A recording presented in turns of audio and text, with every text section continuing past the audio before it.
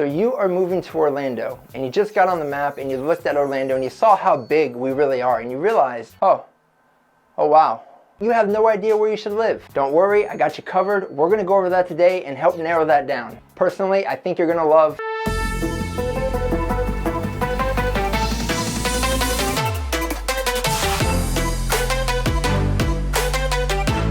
Hey guys, what is up? It's Don Sprinkle, your go-to Central Florida specialist, and if this is your first time to our channel and you want to learn everything there is to know about living, working, playing, and thriving in Orlando, Florida, thank you so much for stopping by. Do yourself a favor, do us a favor. Make sure you tap that subscribe button, ring that notification bell so you don't miss out on any of the awesome videos packed full of information we're putting out to you on a weekly basis. Honestly guys, we're getting so many people reaching out to us who are relocating to Orlando, Florida, and we absolutely love it. So if you're thinking about making a move, make sure you give us a call, shoot us a text, send us an email, even send up that carrier pigeon. However you'd like to communicate, we got your back when moving to Orlando, Florida. Let's get started. So the Orlando metro area is a huge place. If we're just talking about Orlando alone, that's 113 square miles. But today we're gonna be diving into the whole Orlando metro area, and that is a whopping 4,000 square miles. So the grand total of people right now living in the Orlando metro area is estimated to be right around 2.5 million.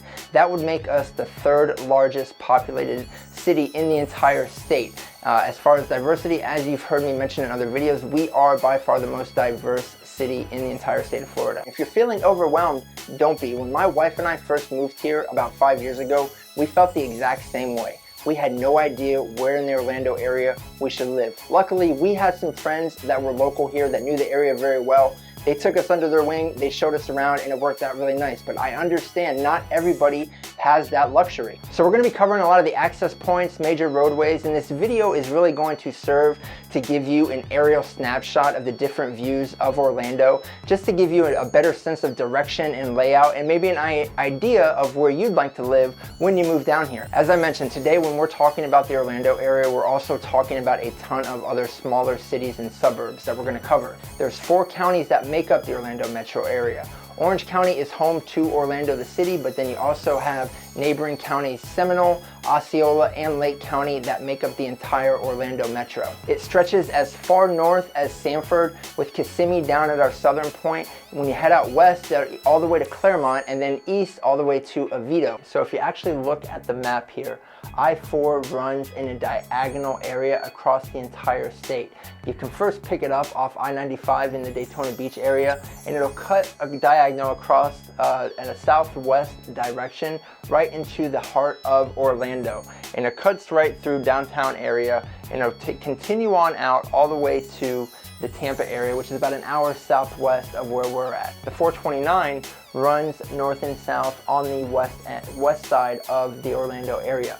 That'll put you down at the southern point near Celebration, Four Corners, and Davenport, and run north all the way through Winter Garden, Ocoee, and Apopka, put you out in Lake County near the Leesburg, Mount Dora area. So the 417 actually runs north and south for the most part, and I'll explain. You can catch it up here at the north end off of I-4 near Sanford, and that'll run you south all the way through Winter Springs, Oviedo, the UCF area, and then down here right at the bottom, it actually starts to curve east and west, and it'll run right through the southern part of the Orlando area, through Hunters Creek and through Kissimmee, and put you right out at the Disney area. The 528 also runs east and west, and this is on the southern end of Orlando. That'll put you out on the west end near I-Drive, Universal Studios, a lot of great activities over there, but then it'll cut across east, across the airport, great access point there, and then continue on all the way to Cocoa Beach on the Florida East Coast, where you can hit the beach. So remember, the Orlando metro actually consists of 4 separate counties. Orange County is the hub. That's where Orlando sits. The other popular cities within Orange County also include Ocoee, Winter Garden, Apopka, and Windermere out to the west, as well as Maitland and parts of Winter Park to the north. So Lake County is out to the west, and that's probably the smallest county that makes up the Orlando metro, and that's going to include cities like Claremont, Mineola, and parts of southern Mount Dora. So Seminole County is probably the second largest county that makes up the Orlando metro, and that's going to include a lot of the cities and towns that are to the north and northeast of downtown Orlando. You're going to include Longwood, Altamont Springs, and Castleberry immediately to the north. And then stretching even farther north, you have Lake Mary and Sanford, with Winter Springs and Oviedo taking up the northeast portion of the Orlando metro area. So Osceola County makes up the southern southwest portion of the Orlando metro, and that's going to include Kissimmee, Celebration, and most of the Disney Lake Buena Vista area, which a small part of that also sits within Orange County. So as far as commute times go, it really is a toss-up. If you're having to use Interstate 4, I've said it before, it can be absolutely crazy during rush hour. You definitely got to hit it at the right time. Whenever I've had to go through there before, especially in the morning time, if I could hit it before 7 a.m., I usually was in the clear. Anything after 7 a.m. and you're definitely rolling the dice the closer you get to downtown. The areas that seem to have the most buildup on a consistent basis typically are around the 436, the Fairbanks, and the 408 interchange, as well as the Disney area. The 429 and the 417 are great alternatives to avoid some of that craziness on I-4, as well as the 408 and parts of the 528. Keep in mind though that these are toll roads, so there is a monthly expense to consider if you're going to be using them on a regular basis. Like I've said before though, you can get the Sun Pass or the E-Pass. It's a transponder. You put it right on your car windshield and it just charges you monthly, and you can refill that pot however often you like. I jump around the highways pretty frequently. I have found that using an E-Pass or a Sun Pass, which I've mentioned in other videos, is a great tool, especially on the toll roads, because that way I just pay a monthly fee. I have a pot or an account where I put however much I want in there, and it just takes out of there as I travel on the toll roads, and then it refills it automatically when that account gets low.